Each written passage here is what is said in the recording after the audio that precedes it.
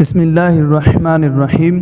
السلام علیکم دوستو، سوال ہے بقرہ عید کے دن کون سی نیکی اللہ کو سب سے زیادہ محبوب ہے؟ جواب ہے حضور صلی اللہ علیہ وسلم نے فرمایا، انسان بقرہ عید کے دن کوئی ایسی نیکی نہیں کرتا جو اللہ عز و جل کو خون بہانے سے زیادہ پیاری ہو۔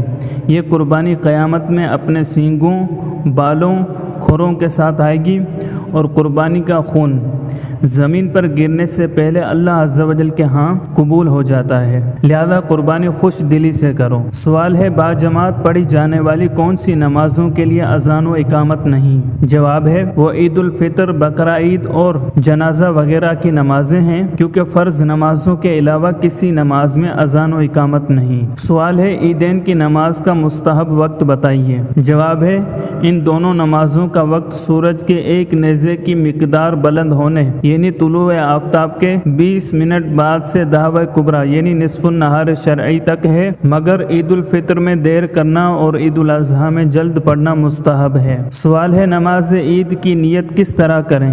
جواب ہے میں نیت کرتا ہوں 2 رکعت نماز عید الفطر یا عید الاضحیٰ کی 7-6 زائد تکبیروں کے واسطے اللہ تعالیٰ کے پیچھے اس امام کے۔ سوال ہے مقتدی رکوع میں زائد تکبیریں پوری نہیں کر سکا یا پھر کوما میں شامل ہوا تو اب تکبیریں کب کہے گا؟ جواب ہے اگر اس نے رکوع میں تکبیریں پوری نہ کی تھی کہ امام نے سر اٹھا لیا تو باقی ساکت ہو گئیں، اور اگر امام کے رکوع سے اٹھنے کے بعد شامل ہوا تو اب تکبیریں نہ کہے بلکہ جب اپنی پڑھے اس وقت کہے، اور رکوع میں جہاں تکبیر کہنا بتایا گیا اس میں ہاتھ نہ اٹھائے، اور اگر دوسری رکعت میں شامل ہوا تو پہلی رکعت کی تکبیریں اب نہ کہے۔ سوال ہے امام نے 6 سے زیادہ تکبیریں کہہ دیں تو مقتدی کیا کرے گا؟ جواب ہے امام نے 6 تکبیروں سے زیادہ کہیں تو مقتدی بھی امام کی پیروی کرے، مگر 13 سے زیادہ میں امام کی پیروی نہیں کی جائے گی کہ عیدین میں 13 تکبیریں مشروع ہیں۔ سوال ہے وہ کون سی نماز ہے جس میں رکوع کی تکبیر کہنا واجب ہے؟ جواب ہے عیدین میں دوسری رکعت کے رکوع کی تکبیر کہنا واجب ہے۔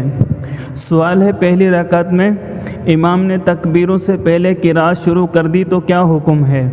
جواب ہے پہلی رکعت میں امام تکبیریں بھول گیا اور قرأت شروع کر دی تو قرأت کے بعد کہہ لے یا رکوع میں، اور قرأت کا اعادہ نہ کرے۔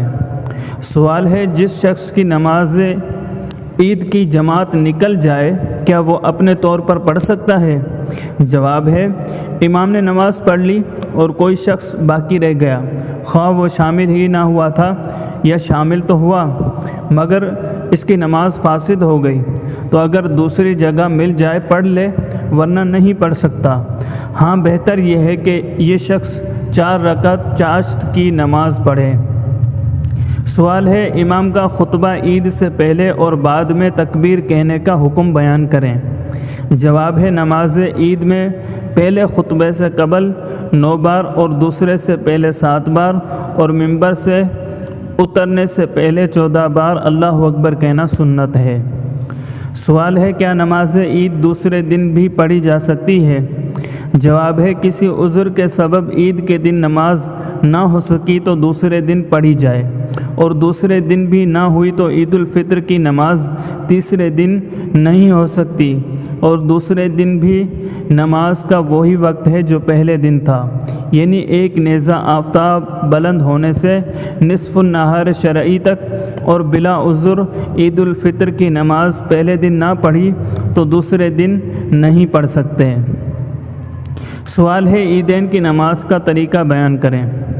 جواب ہے امام صاحب جب اللہ اکبر کہیں تو کانوں تک ہاتھ اٹھائیے اور اللہ اکبر کہہ کر حسب معمول ناف کے نیچے باندھ لیں اور ثنا پڑھیں، پھر کانوں تک ہاتھ اٹھائیں اور اللہ اکبر کہتے ہوئے لٹکا دیں، پھر ہاتھ کانوں تک اٹھائیں اور اللہ اکبر کہہ کر لٹکا دیں، پھر کانوں تک ہاتھ اٹھائیں اور اللہ اکبر کہہ کر باندھ لیں، یعنی پہلی تکبیر کے بعد ہاتھ باندھیں، اس کے بعد دوسری اور تیسری تکبیر میں لٹکا دیں اور چوتھی میں باندھ لیں۔